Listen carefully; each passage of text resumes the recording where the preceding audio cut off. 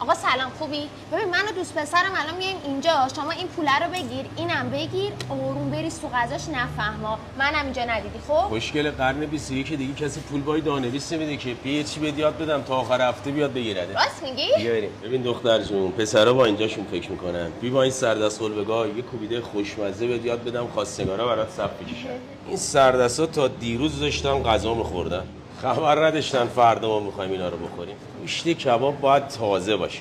نکته دوم همین قلبگاشه که باید بزنی تا اشک کبابو ببینی رو منقل. نکته سوم اینه که بعد خورد کردن گوشتا پنجره نخودی چرخش میکنیم. نکته 4 بعدش نمکشو میزنی، ماساژش میدی، میفرستیش میره تو یخچال بیات شه. نکته 5 اینه که رفت تو یخچال خودشو که جمع میکنه تغییر رنگ میده، اون موقع یعنی این گوشت آماده است. رفت تو یخچال بیات شد، حالا پیازشو بهش اضافه میکنیم. نکته 7 اینه که توپال پیاز نمیزنی، پیازو درسته بهش میزنی. نکته 8 چرخ دوم پنجره کبریتی. نکته 9 اینه که چرخ آخر میزنی با پنجره سوزنی که نرم میشه. نکته 10 هی جمع میکنی میکوبیش. نکته 11 هی ماساژش میدی. نکته 12 اینه که چسبندگیش انقدر بالا باشه که بر نگرده تو ظرف. نکته 13 که از همه مهمترین، آب باید جوش باشه. بعدیش هم اینه که قبضه باید تو دستت صدا بده. نکته 15 اینه که آروم و با عشق از این بغل میکنیش تو سیخ.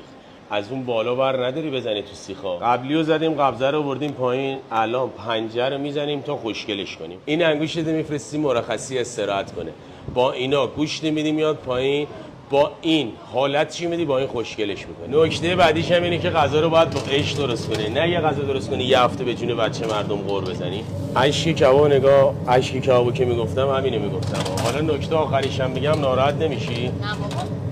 خانومانه تیپ بزن، چیه مثل پسرا تیپ زدی؟ من قول میدم اون موقع شوهر گیرت میاد. حالا بیا یه تیکه از همین کباب نرم و آبدار بهت بدم، ببینی پسری هست که این کبابو بخوره و عاشقت نشه. خیلی خوشمزه است ولی من حال این کارا رو ندارم. یه 4 تا غذا این بده میبرم خونه مشکلمو حل میکنم. مرسی. باقی نکات آشپزی رو میخوای بدونی کانال یوتیوبمون رو سابسکرایب کن، کامنت و لایک هم یادت نره. آدرسمونم اشرفی اصفهانی پیامبر شرقی، نرسیده به ابوذر کبابخانه رابیو. عزیز من نکن پفک. هندوستان یا ایران؟ این نقشه ایران پای. به نظرتون